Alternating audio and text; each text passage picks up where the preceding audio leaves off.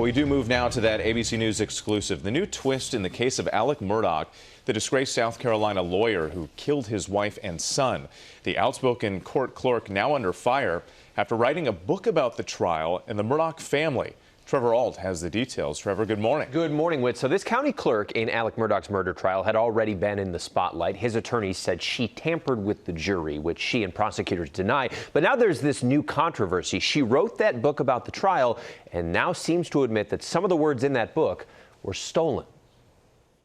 This morning, yet another twist and scandal surrounding the trial of convicted murderer Alec Murdaugh, once again centered around the county clerk who read his verdict. Guilty, guilty, guilty. In the aftermath of that bombshell trial, Becky Hill co-wrote Behind the Doors of Justice, the Murdaugh Murders, in which she details her role in the trial and her decades-long personal relationship with the Murdaugh family. But she's now accused of plagiarizing a section of that book.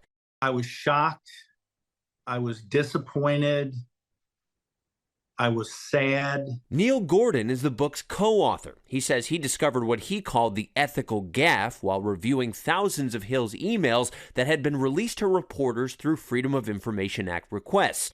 She said that she felt like she was under a lot of deadline pressure, and she remembered that that particular article was on her email. This screenshot shows in February, Hill received a lengthy excerpt of an article by a BBC journalist about the trial. It appears Hill copied from it directly for the opening of the book, prompting Gordon to publicly apologize to the BBC and the reporter.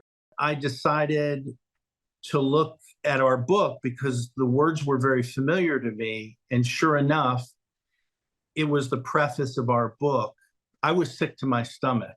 Hill has spoken openly about the Murdaugh trial on numerous occasions, including giving an interview in a Netflix documentary series about the case. I had a feeling from our time together with the jury out at Moselle that it was not going to take our jury long to make the decision in this case. In a statement responding to these new allegations, Hill's attorneys say she's deeply remorseful for this unfortunate lapse in judgment, and this comes just months after Alec Murdaugh's attorneys had accused Hill of jury tampering, saying she pressured jurors to reach a quick verdict in hopes of securing a book deal for herself, a claim she denied and prosecutors called unfounded and not credible. Because of the seriousness of these charges, when the judge holds the evidentiary hearing to consider whether to grant a new trial, Becky Hill probably won't be able to testify.